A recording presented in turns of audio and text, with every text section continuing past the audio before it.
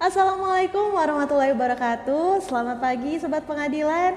Bagaimana kabarnya? Semoga Anda selalu sehat dan juga bahagia selalu.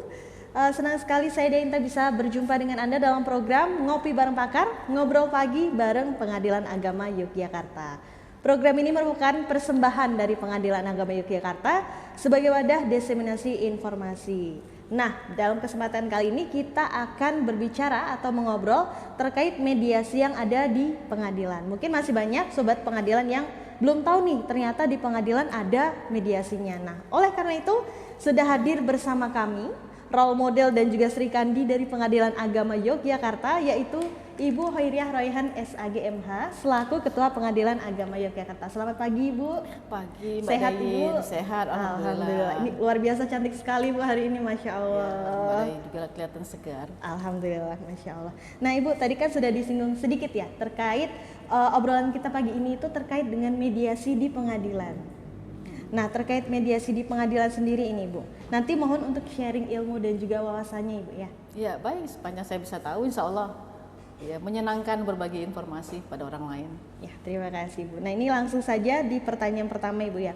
Sampai saat ini kan masih banyak ya orang-orang yang berpikir untuk menyelesaikan sengketanya itu melalui jalur litigasi atau jalur pengadilan. Ya. Padahal kan masih banyak opsi-opsi lain terkait alternatif penyelesaian sengketa dari para pihak seperti itu. Contohnya terkait dengan mediasi, kemudian ada negosiasi dan lain sebagainya. Nah, mediasi yang tadi sudah kita singgung terkait mediasi di pengadilan seperti itu ya. Mungkin bisa dijelaskan sedikit Ibu konsep mediasi di pengadilan itu seperti apa? Ya, mediasi khususnya di pengadilan ya, kita itu tunduk kepada Perma nomor 1 tahun 2016. Jadi memang semua proses litigasi di pengadilan, kecuali untuk perkara-perkara volunter ya, itu diwajibkan untuk melakukan mediasi. Ya. Jadi kalau misalnya orang berpikiran bahwa ketika dia mengajukan perkara, kemudian perkaranya akan langsung disidangkan, kemudian dia akan berhadapan satu sama lain, itu faktanya tidak begitu. Jadi kalau di pengadilan begitu persidangan kita mulai dan para pihak itu hadir, ya dua-dua pihaknya hadir atau kuasa hukumnya yang hadir, maka kita pasti akan melakukan proses mediasi di antara proses litigasi itu. Tidak akan pengadilan itu akan memulai proses litigasi tanpa didahului oleh mediasi. Nah, tujuannya pastinya ini memang keinginan kita itu adalah penyelesaian perkara itu supaya lebih smart ya, lebih smart, kemudian lebih tidak membuat sengketa itu semakin panjang, seperti itu, Pak. Baik, jadi mediasi di pengadilan itu sebelum litigasi seperti itu Ibu ya? Ya. Tadi. Jadi kalau mediasi di pengadilan itu sebetulnya bagian daripada bukan bagian daripada litigasi, tetapi ketika para pihak sudah memutuskan untuk menyelesaikan perkaranya ke pengadilan agama secara litigasi, maka sebelum perkara ini diperiksa dan dilanjutkan, ketika pihaknya hadir atau kuasa hukumnya hadir, maka mereka wajib untuk menjalani atau menempuh proses mediasi namanya. Oh baik, terima kasih Bu. Ini penjelasan tentang konsep mediasi di pengadilan. Karena kita sudah tahu nih konsepnya. Kemudian untuk prosesnya Ibu, mungkin agar lebih jelas lagi nih Sobat Pengadilan nanti tahu gimana sih proses mediasi di pengadilan, mungkin bisa dijelaskan sedikit Ibu. Ya. Jadi semua perkara yang terdaftar di pengadilan, perkara kontentius, itu mereka pertama sekali kan akan datang itu untuk tahap persidangan pertama namanya.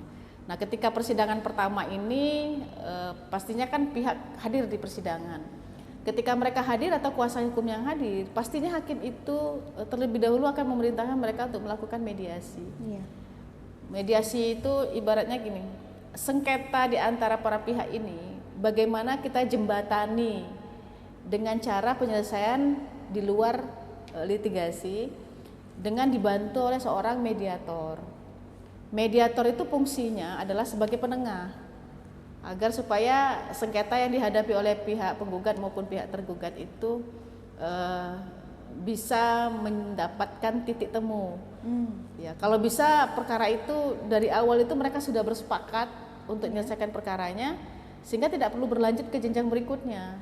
Tidak perlu melalui proses hukum acara seperti tidak perlu ada jawaban, tidak perlu ada replik duplik, tidak ada perlu pembuktian dan lain sebagainya. Karena ketika mereka bersepakat, kemudian mereka membuat akta kesepakatan atau akta vandading namanya, akta perdamaian, maka akta perdamaian itu akan dikuatkan oleh hakim di dalam putusan dengan namanya putusan perdamaian, dan final, langsung final perkara itu. Tidak perlu lagi ada sengketa-sengketa lainnya. Jadi proses perkara itu menjadi lebih singkat, begitu, Pak. Oh, baik. Nah, di sini kan tadi sudah disinggung sedikit nih, proses beracaranya jadi lebih singkat.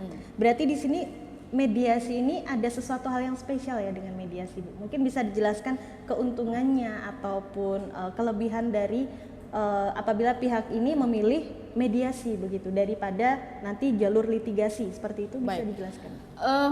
Tentu saja keuntungan mediasi ini lebih banyak ya, karena pertama dari sisi proses waktu.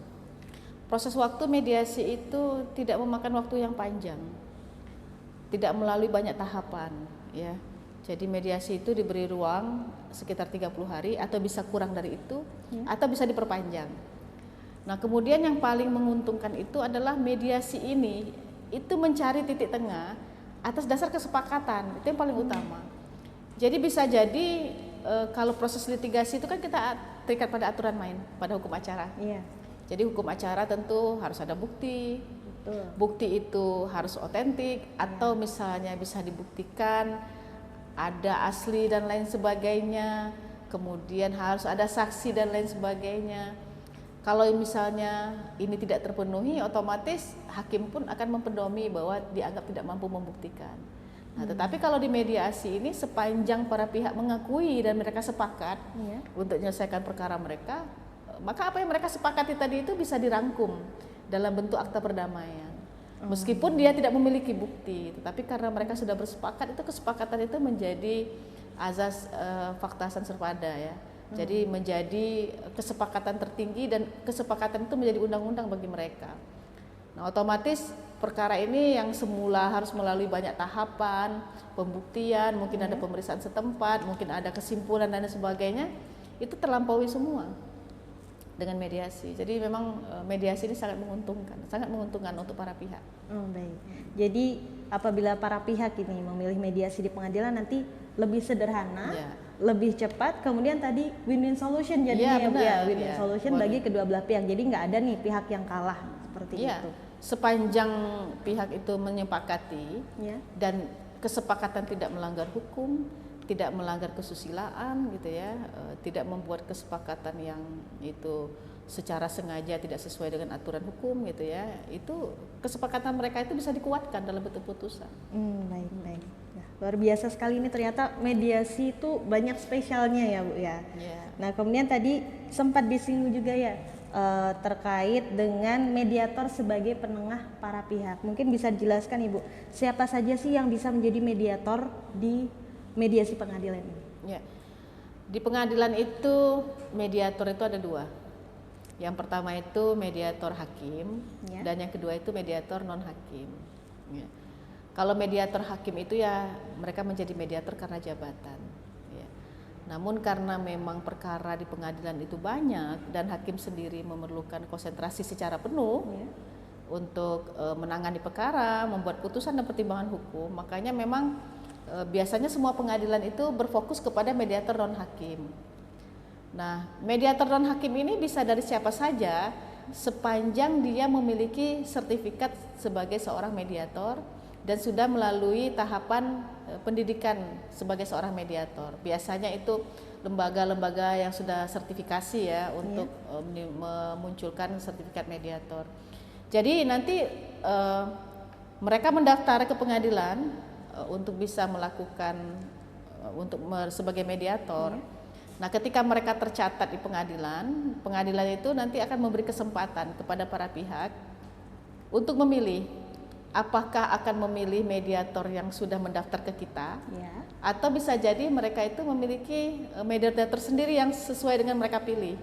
Tapi intinya adalah siapapun yang mereka pilih itu harus atas dasar kesepakatan. Jadi baik. karena kan ini sebisa mungkin mereka bersepakat supaya hasilnya juga bisa mereka terima. Begitu. Jadi tadi mediator ada yang dari hakim dan juga non hakim Iya. seperti itu Ibu. Baik. Nah, kemudian untuk di Pengadilan Agama Yogyakarta sendiri ini kalau mediatornya ini hakim atau non hakim atau bagaimana Ibu? Ya, kalau di Pengadilan Agama Yogyakarta dua-duanya juga ada, Mbak. Artinya hakim, mediator hakim ada, mediator non hakim juga ada, banyak ya. Kalau tidak salah kita punya mediator non hakim itu sekitar 12 orang kalau tidak salah ya. Oh, lumayan banyak Ya, Bu, lumayan 12 banyak, orang. lumayan banyak. Kalau mediator hakim, nah karena mediator non hakim banyak ya, kita maksimalkan mereka untuk berperan lebih terhadap penyelesaian perkara dan sengketa di Pengadilan Agama Jogja begitu. Oh, baik. Kemudian nanti untuk pemilihan mediatornya itu sudah ada daftar namanya kah atau bagaimana Ibu? Ya. Untuk para Jadi pihak memang jadi tahu. di ruang sidang kemudian itu sudah ada daftar mediatornya. Kemudian di rumah mediasi, kita punya rumah mediasi nih. Oh, ada rumah Iya, mediasi. jadi di gedung bagian belakang tuh kita punya rumah mediasi. Di rumah mediasi itu juga sudah kita tempelkan pilihan mediator. Tetapi lagi-lagi pilihan mediator itu memang diserahkan sepenuhnya kepada para pihak, tidak boleh atas dasar paksaan. Kecuali jika para pihak menyerahkan kepada hakimnya untuk memilihkan. Kan ada juga yang seperti itu ya. Iya. Mereka nggak kenal dengan mediatornya, mereka juga tidak punya kemungkinan untuk memilih orang lain, sehingga mereka bilang menyerahkan sepenuhnya kepada hakim untuk memilihkan. Bisa juga seperti itu. Oh, baik. Jadi banyak opsi seperti itu. Bu, Ya, banyak opsi. Yang jelas pengadilan itu memang belum tentu orang ke pengadilan itu akan melalui proses litigasi sampai selesai. Banyak juga kita lihat itu di pengadilan mereka awalnya masuk Ya. perkara, kemudian belum sampai kepada tahap litigasi, di awal mereka sudah berdamai, itu banyak juga. Oh, banyak ya Bu. Dan perkara itu bukan hanya terkait tentang perkara perkawinan saja ya, terkait harta bersama malah lebih banyak, karena yang namanya harta kan lebih gampang iya. dibagi ya. Oh, iya, Lebih baik, lebih mudah dibagi.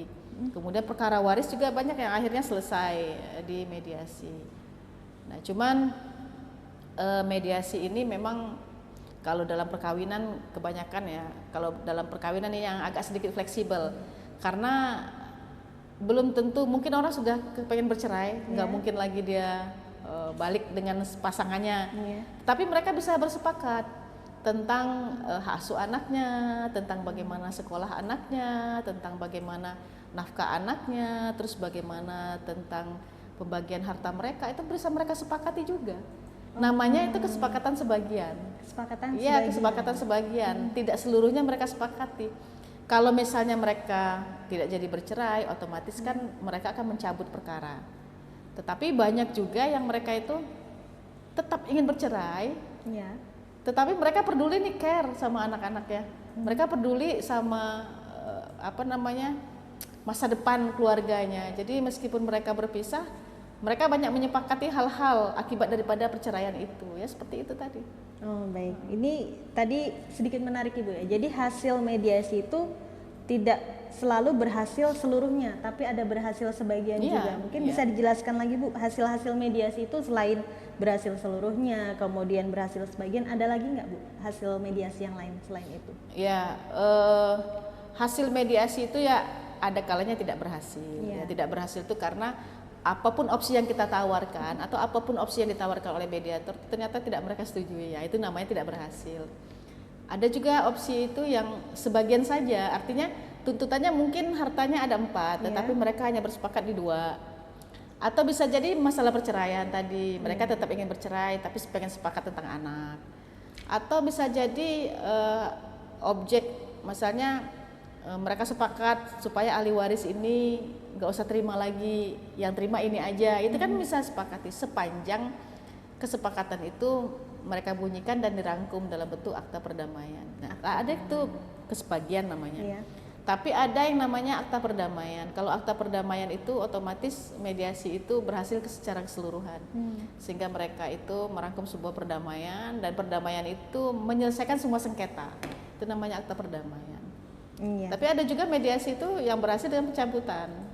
Oh, Jadi iya. akhirnya mereka tidak membuat kesepakatan apapun, tidak membuat akta apapun, mereka sepakat untuk mencabut perkara ini. Ada juga seperti ada itu. juga. Iya. Jadi kalau berhasil tuh ada yang dicabut atau ada yang dituangkan ke akta perdamaian Akta tadi perdamaian, ya. iya bisa jadi iya. seperti itu. Ya. Untuk di Pengadilan Agama Yogyakarta sendiri, Ibu, ini ada persentase hasil mediasinya tidak, Bu? Misalkan lebih banyak yang berhasil sebagian atau lebih banyak yang berhasil keseluruhan seperti itu sampai bulan ini? Ya, Ada? kita itu sebetulnya begini ya, memang kepedulian kita terhadap mediasi itu tinggi. Dari pihak pengadilan, pihak hakim ya, kita berharap bahwa mediasi itu berhasil secara maksimal. Ya. Tetapi kan karena ini melibatkan banyak pihak ya, ada pihak penggugat, ada pihak tergugat, ada kuasa hukum di sana, ada mediatornya sendiri, maka perundingan itu kan tidak serta-merta bisa berhasil seperti yang kita inginkan. Karena itu di Pengadilan Agama sendiri persentase mediasi itu memang tidak begitu tinggi karena kebanyakan perkara kita itu pihaknya kadang hadir, ada yang tidak hadir. Jadi kalau pihaknya itu salah satu yang tidak hadir, tentu mediasi tidak bisa dilakukan. Oh iya, berarti syarat mediasi itu kedua pihak harus hadir. Iya, begitu kedua ya, Bu, pihaknya ya? harus hadir. Iya, iya. Kedua pihak harus hadir atau kuasa hukumnya yang hadir. Oh, boleh kuasa Ya, hukum. kalau kuasa hukum yang hadir, kita bisa memaksa mereka untuk menghadirkan prinsipal. Oh, Ya. bisa seperti itu. Dan sebetulnya kehadiran itu tidak ada lagi alasan ya, karena sesuai dengan Perma nomor 3 tahun 2022 sudah ada diatur pelaksanaan mediasi secara elektronik. Jadi kalau seandainya salah satu pihak itu tidak berada di tempat sehingga tidak bisa hadir, misalnya mereka sedang berada di Jakarta karena tugas atau berada di luar negeri karena tugas, itu kita tetap bisa melaksanakan mediasi tetapi secara elektronik, telekonferensi. Bisa secara Iya, elektronik. secara Wah, ini makin elektronik. mudah ini. Iya, Jadi makin makin mudah ya, Bu, ya sekarang. Dan yang jelas Iya. tidak ada alasan ya, tidak ada alasan lagi. Misalnya, oh nggak bisa saya menghadiri mediasi, saya lagi tugas. Oh tidak bisa saya menghadiri mediasi karena saya lagi jauh, tidak berada di Jogja, seperti itu. Mediasi tetap kita bisa lakukan. Artinya kalau tidak bisa hadir secara klasikal ya mereka bisa hadir secara online. Secara online. Secara online. Wah, ini Ya. sangat memanfaatkan teknologi sekarang ya, Bu. Mahkamah Iya. Agung ini luar biasa sekali. Kemudian, Bu, tadi ada yang saya garis besari terkait dengan tadi hasil mediasi itu kan bisa dituangkan ke akta perdamaian. Kemudian nanti ada putusan begitu, kemudian nanti itu akan menjadi asas fakta sum servanda dan jadi undang-undang untuk para pihak. Nah, di sini saya ingin tanya pengaruh atau dampak hasil mediasi tadi kepada para pihak, karena itu kan sudah menjadi undang-undang untuk para pihak. Iya. Nah, dampaknya misalkan nanti ada yang tidak menjalankan akta perdamaian tersebut, nanti bagaimana itu, Ibu? Iya. Solusinya? Jadi memang kelebihan mediasi ini salah satunya ya, ketika sudah ada akta perdamaian, maka hakim itu akan membuat putusan berdasarkan akta perdamaian tersebut. Iya.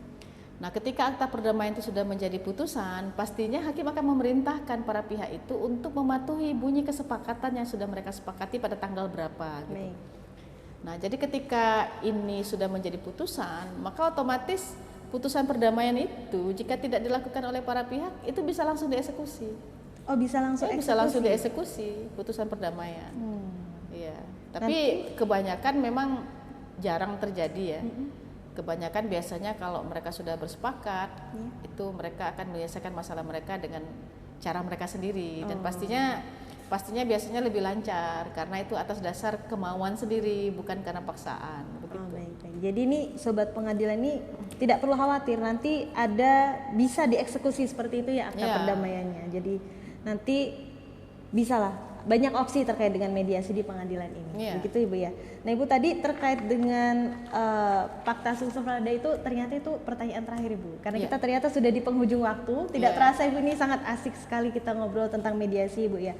Mungkin bisa saya simpulkan sedikit dari mediasi tadi. Jadi mediasi adalah salah satu opsi alternatif penyelesaian sengketa yang ada di pengadilan. Jadi nanti untuk sobat pengadilan jangan khawatir karena mediasi itu tadi, Ibu ya, itu implementasi dari asas sederhana, cepat seperti itu.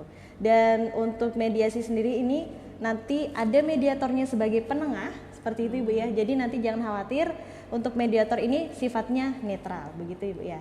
Dan terkait dengan podcast kita kali ini, Bu, mungkin ada closing statement atau ada yang ingin disampaikan kepada sobat pengadilan kita? Ya, para sobat pengadilan, sebetulnya tidak semua perkara yang masuk ke pengadilan itu harus kita selesaikan dengan cara litigasi atau diproses oleh pengadilan. Banyak juga yang kita alami itu perkara justru di awal sudah bisa terselesaikan karena dengan cara mediasi. Dan mediasi ini memang punya banyak keuntungan. Jadi bukan mediasi itu bukan hanya cepat sederhana, tetapi juga cepat sederhana dan biaya ringan. Tidak perlu melalui tahapan-tahapan yang lain, ya kan. Makanya sobat pengadilan, jika ada yang merasa punya problem di luar dan itu menjadi tupoksi kami, silahkan daftarkan saja perkaranya ke pengadilan. Kami akan bantu semaksimal mungkin dengan pelayanan prima. Dan jangan khawatir bahwa masih banyak opsi untuk menyelesaikan persoalan. Kalau Anda ragu dan takut misalnya nanti perkaranya menjadi panjang, ya kita lalui saja mediasinya supaya sesuatu yang rumit menjadi terurai dan sesuatu yang lama bisa menjadi lebih singkat dan sesuatu yang mahal juga bisa menjadi lebih murah. Itulah kelebihan mediasi. Mungkin itu saja, Mbak. Ya, terima kasih Bu Rina, terima kasih banyak sudah berbagi ilmu dan wawasannya khususnya terkait mediasi pada podcast kita kali ini. Kemudian terima kasih juga kepada sobat pengadilan yang telah membersamai kita dalam episode kali ini. Jangan lupa untuk like dan juga subscribe channel YouTube Pengadilan Agama Yogyakarta. Sampai jumpa kembali. Saya Denta pamit undur diri. Wassalamualaikum warahmatullahi wabarakatuh.